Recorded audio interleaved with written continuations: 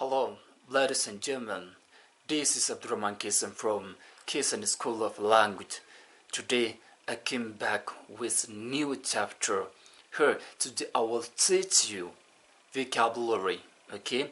Especially the ways that you can easily memorize vocabulary, imitate vocabulary, and rehearse vocabulary. Here I'm gonna tell you system of having vocabulary. Here vocabulary, okay? Vocabulary mean here is the word, noun, verb, pronoun, all the words there with their meanings. Okay, here is the vocabulary. Okay, hiika jechoota jechuudha afaan Oromootiin. Har'a immoo kan isin himuudha yookaan mootii isin barsiisuudha deemu vocabulary yookaan hiika jechoota. Jechoonni hedduutu jira, maqaa ta'uu danda'u, bamaqaa ta'uu danda'u, firoomsee ta'uu danda'a. Kamiyyuu hiika jechoota vocabulary jalatti ilaalamu jechuudha. Vocabulary kana karaa salphaa ta'een akkamitti qabachuu dandeenya ka jedhu isinitti himuudha deemaa jechuudha. Vocabulary karaa salphaa ta'een. Vocabulary caltenne dictionary fuunee dubbisuudhaan ittiin geenyu abadan. Vocabulary systema barbaada jechoota akkaataan itti qabannu karaa of danda'e qabaa jechuudha. Here the vocabulary መዝገበ ቃላት ማለት ነው በአማርኛ። ዛሬ እንዴት አድርገን የእንግሊዘኛ ቃላቶችን እንዴት አድርገን በቀላሉ ማዝ እንደምንችል ነው የሚያስተምራችሁ። ኦኬ so please follow me. Na urdofa jechuudha akkamiin akka goonee qabachuu dandeenyu vocabulary hiika jechoota wayim ደግሞ መዝገበ ቃላት የምንለው ማለት ነው።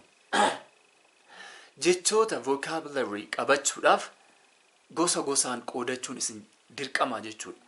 Whether it is furniture, whether it educational vocabulary, mathematics, civic, geography, kan biraas haa ta'u kan mutuyyuu gosa gosaan fakkeenyaaf here for today religion vocabulary. This all related with religion. Kun hunduyyu amantiidhaan ka wal qabate. Guyyaa biraa mootuyyuu kan yookaan geographyidhaan, zoology, embryology, botany, anatomy, oceanology, astronomy, vocabulary gosa gosaan qabadhee dhufaa jechuudha. Har'aaf kan qabadhee dhufe religion. Why amantii qofa kanaas vocabulary why amantii qofa. Kanaafuu isinillee haala kanaan jala qabachuu dandeessan jechuudha. So religion vocabulary hiika jechoota why maali amantii qofa of keessaa qabata jechuudha. Kanaafuu why amantii amma salphatti kana yoo memorize gootan salphama itti geettu jechuudha. Okay, so here religion amantii jechuudha. Religion amantii ሃይማኖት ምንለው ማለት ነው በአማርኛ አማንቲ. The first one is here theology.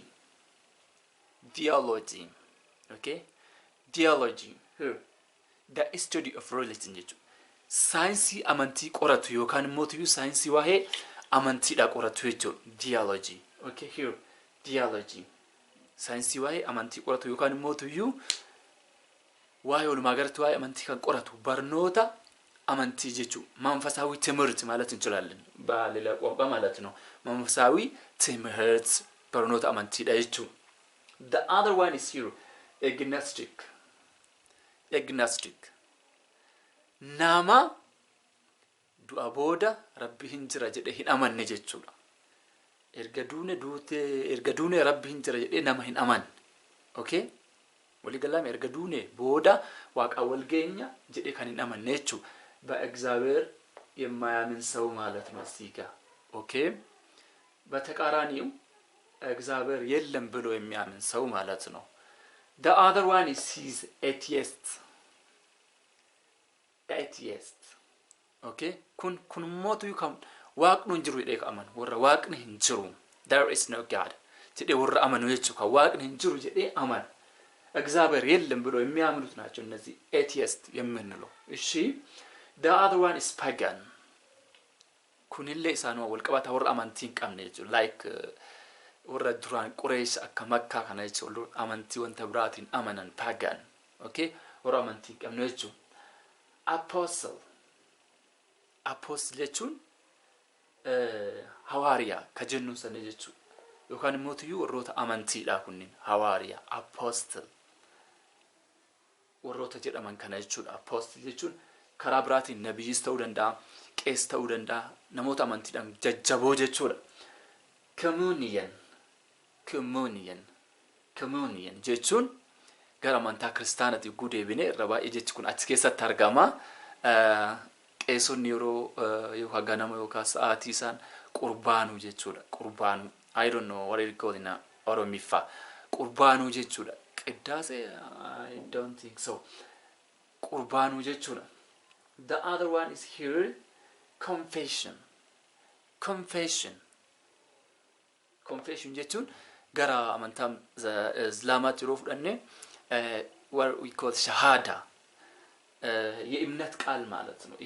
በአማርኛ የእምነት ቃል ይወከን ደሞትዩ ጀቾት አፋን ከየቲን አመንቲዳፍ ጀቱ ሻሃዳ ይወከን ሙገር አመንታዊ ዴቡዳፍ ጉጀቱ ሰነቹ ዳሪስ ኮንፌሽን ኦር ንስሐ ማግባት ወይም ደግሞ ተውበቹ እንደማለት ነው።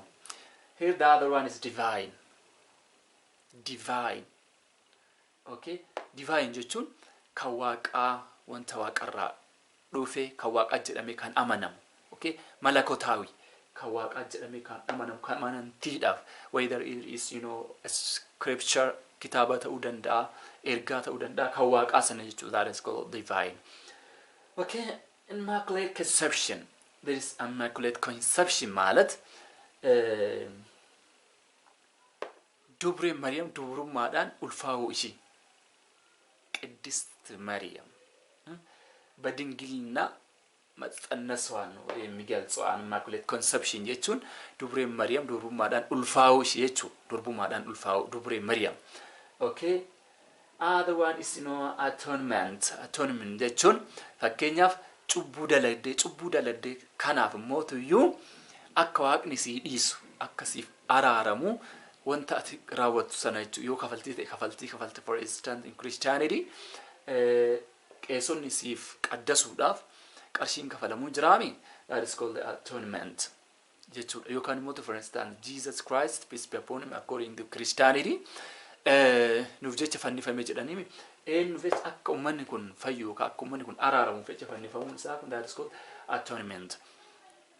Bakka sana buusuu kaasaa jechuudha. Reparation yookaan compensate taasisuudhaaf okay reparation jennaan karaa biraatiin kaasaa yookaan mootiyyuu wanna sana kaf bakka buusuudhaaf amantiidha wanta godhamu jechuudha.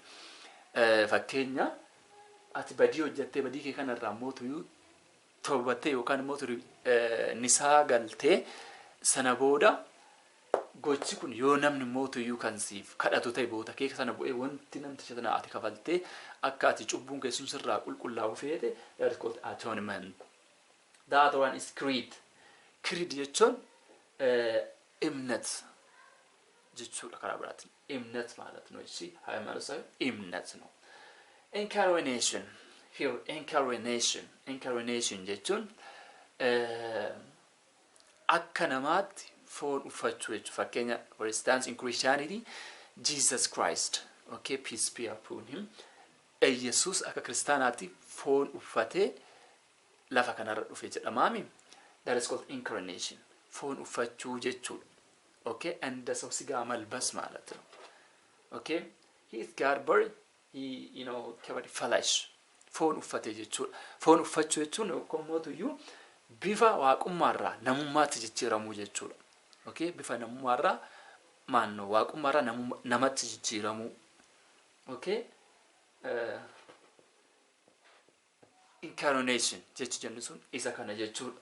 Fakkeenya Yesuusuf isa jechuun incarnation jechuun for instance akka kiristaanaatti Yesuus waaqa jedhan waaqatu foon uffatee gara biyya lafaa dhufe jedhan kun maal jechuudha foon uffatee dhufu incarnation jedhama. Okay incarnation. The other one is hearing sacred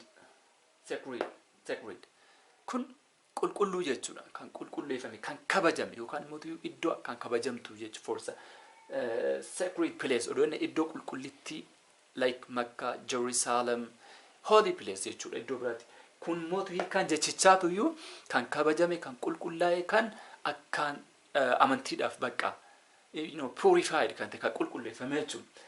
That one is salvation madaan ማለት ነው. fayyummaa yookaan immoo milkaa'ina salvation karaa the way of salvation the path of salvation karaa fayyummaa qulqullummaa fayyinsa salvation jechuun okay qulqullaa'uu jechuudha. Forgiveness jechuun dhiifama okay dhiifama forgiveness okay dhiifama jechuun mihirat yookaan immoo tuyyuu dhiifama waaqni nu godhu si mihirat eqru forgiveness yoo jennu islaama keessatti araarama illee jechuu dandeenya shi araarama dhiifama okay let's go. Blaspheme jechuun maqaa waaqa waan hin taane waamu maqaa waaqa balleessu yookaan immoo maqaa waaqaa maqaan taane waamu yookaan xureessanii waamu jechuun maqaa waaqaa balleessu የእግዚአብሔርን ስም ማጥፋት እንደማለት ነው። ማጥፋት jechuun ko wannan taane waamu okay. The other one is here resurrect jechuun kaafamu jechuun resurrect fakkeenya namni yoo du'e du'aani kaafama after in the hereafter after days resurrect du'a ka'u yoo ka'u kaafamu jechuudha okay. Resurrect jechuun fakkeenya and the day of judgment ilatti qiyama kan jennu sana jechuudha.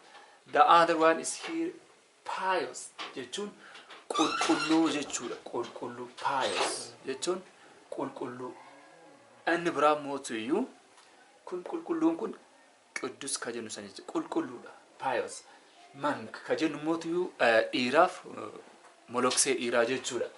Nom ka jennu mootuyyuu nom shamara moloksee shamara jechuudha akka kiristaanaatti. The other one is sanctify okay. Sanctify kunillee qulqulleeffamaa jechuudha. Sanctify kan qulqullaa'e yookaan mootuyyuu qulqulluu jechuudha. Kan biraa mootuyyuu trespass jechuun cubbuu yookaan mootuyyuu sin isa jechuun jennu san jechuu haatiyaat. The other one is purification okay. Purification qulqulleeffama kan qulqulleeffame jechuudha.